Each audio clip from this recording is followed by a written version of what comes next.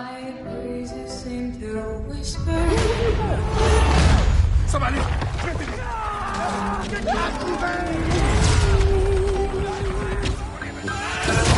Stay nighty-night and kiss me. Just hold me tight and tell me you'll miss me. While I'm alone and blue as can be. Little dreamer.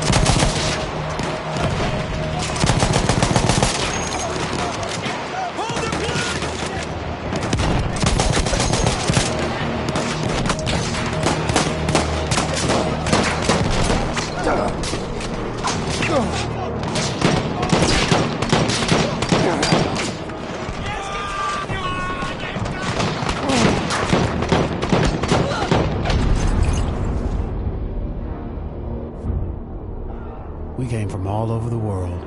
So many of us thinking this war would be our rite of passage, our great adventure. Let me tell you, it was no adventure.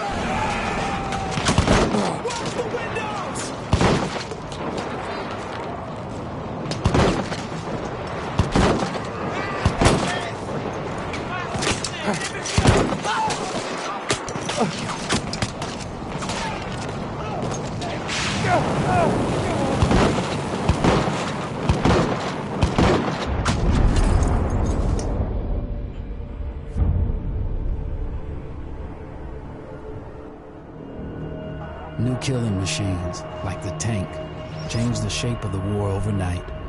Luckily, they were mostly on our side. Mostly. Our boys in We need to push through! PBI are counting on us!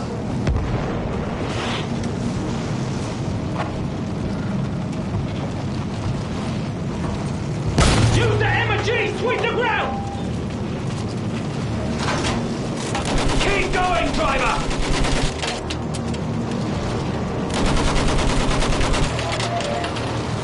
That's our fly boys in there! Keep your eyes on the ground, son! They're moving in from the trenches! Use that machine gun! Mow them down! We've got them on the run! Push on! Forward! For king and country!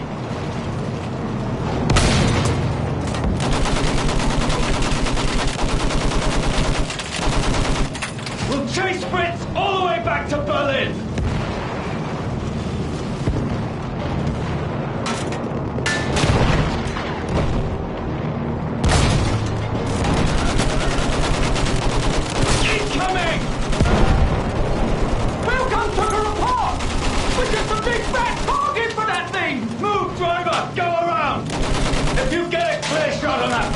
Field gun, you take it!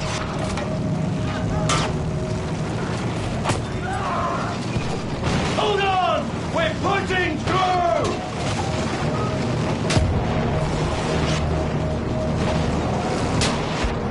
Left side! Field gun! Take out! Good shot!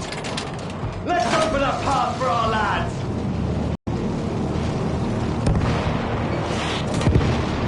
Focus, men! Push on, damn it! We're almost through! Fire at anything that moves!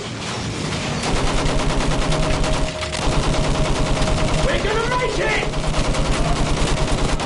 Shit! Incoming!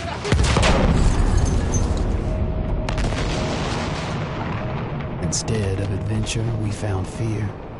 And in war, the only true equalizer is death.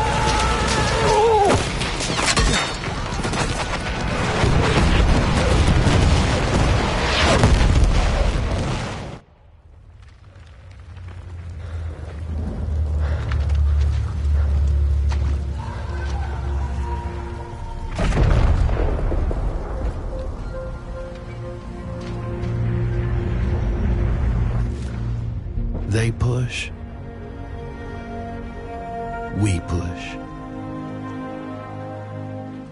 Every once in a while, we push hard enough that the light breaks through the clouds, and a world beyond the war glimmers, just out of reach.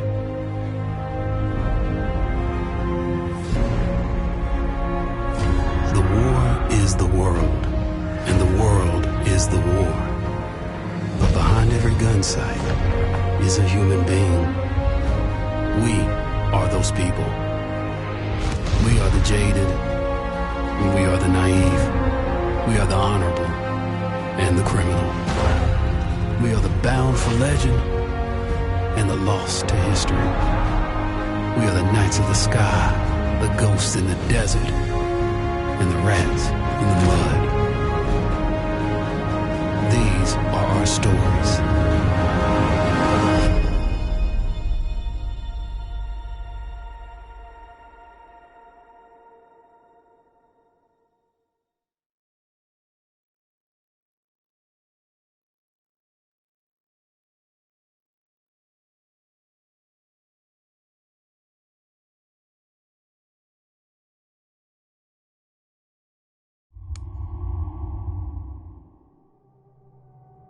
As the old empires struggled to assert themselves, the entire world was caught in an inevitable cataclysm. The war covered the globe. Old empires and new worlds. Old ways and new ideas. All of mankind fought. 100 big ideas marched off into the war to end all wars. It was consuming us all, and there was no end in sight.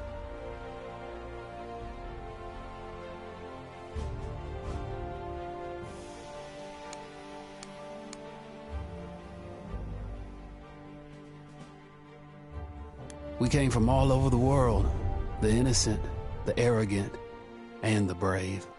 We thought the war was to be our rite of passage.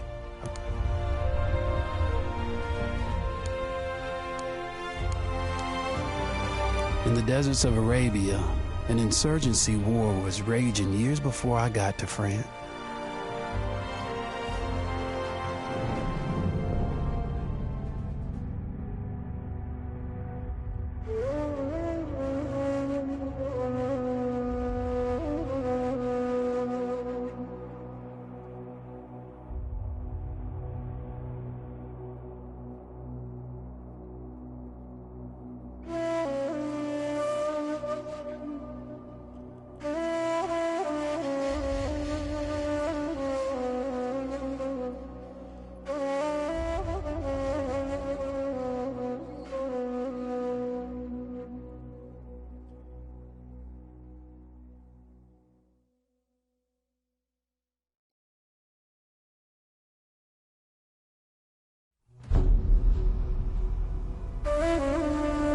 The Arabian Desert, a vast ocean of drifting sands and scorched, sun-baked rocks. Beneath these endless dunes, oil, the lifeblood of our new mechanical century. For more than 400 years, the Ottoman Empire has ruled these lands, controlling all that's to be found here.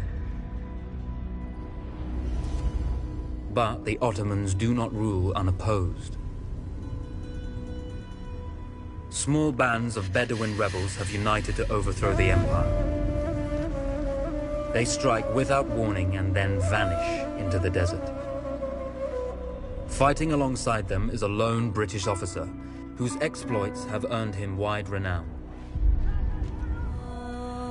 The world has taken to calling this man Lawrence of Arabia.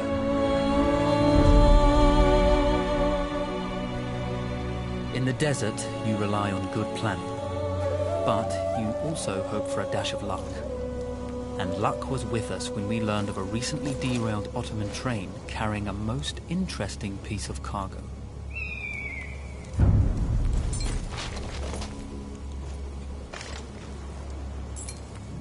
A small patrol had joined the Ottomans who survived the crash.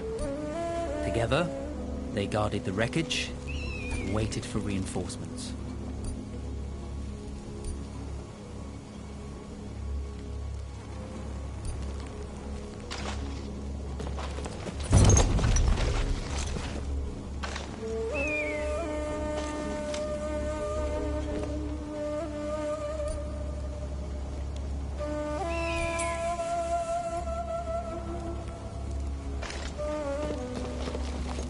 A lone fighter has just one advantage over a large enemy force. A lone fighter can move unseen.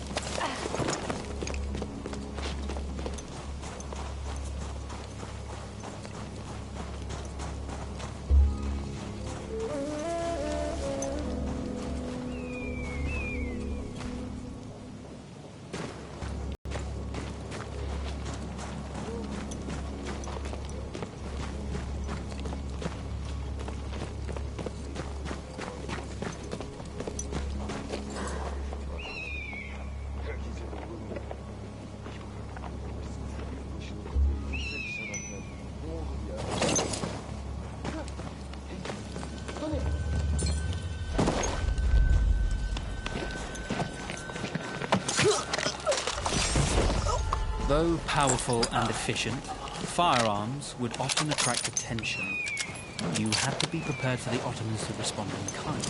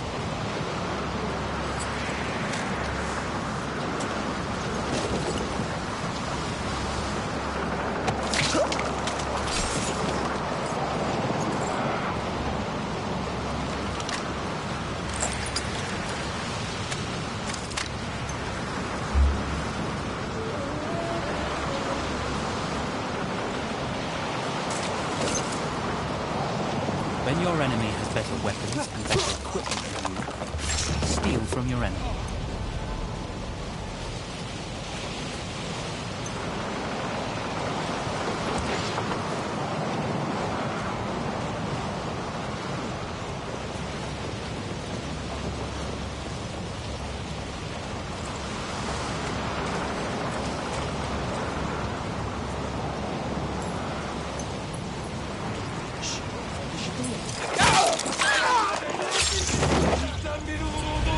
Bizden biri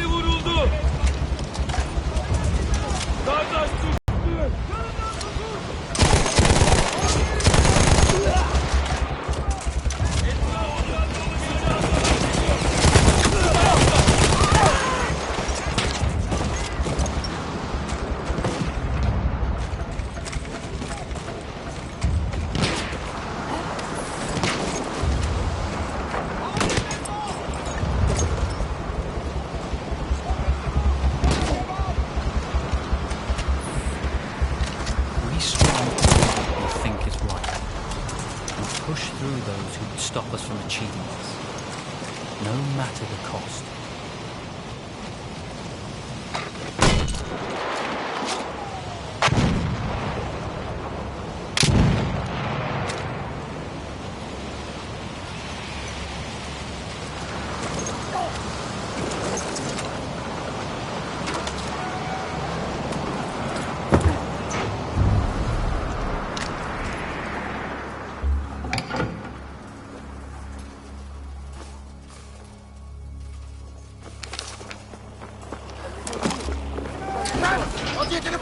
No, it's over.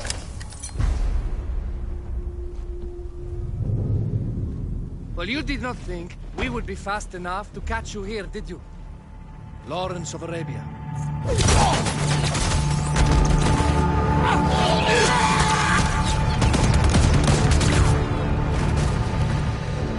Actually, I was rather depending on it. Lawrence. Well, this is very clever. Now the hunter becomes the hunted. So who might you be? How enchanting you are, my dear. Ahmed. I'll show you enchanting. If it weren't for you, I'd be free. Free, is it? You'll be free when you're dead. And I'm happy to tell you, the Empire intends to grant you all this freedom very soon. Even now, an engine of destruction scours this desert, obliterating your allies, your families, your homes. Soon there will be nowhere to run. Nowhere to hide. Soon all that you know, and all that you love, will be ashes. You will all be free to die. Oh. Ah, you animal! Zara. Oh. Now I understand that you would like nothing more than to strip the flesh from that man's feet and send him off into the desert naked to die.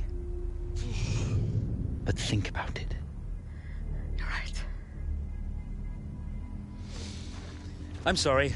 My friend here, she can be a little brusque. You're going to tell me how to lie to your train, so we can lure it into a trap and destroy it. Impossible. To even begin to talk to that train, you would need an entire book of communication codes. Oh, like this one, you mean? You can never stop the progress of machines! One day, the whole world will take your lands, and the precious black gold beneath its sands.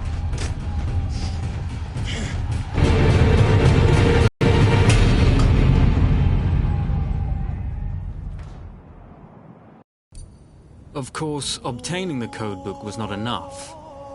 To destroy this Iron Dragon, this Canavar, as the Ottomans had named it, we had to send it 3 encrypted messages telling it to stand down. There were Ottoman outposts scattered along the railroad tracks. The commanders there carried high-priority message capsules. We had to use those to send our orders. Infiltrating the village wouldn't be easy.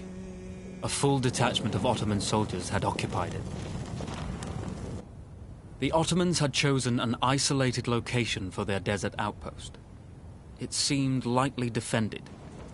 It was also well stocked with arms and equipment.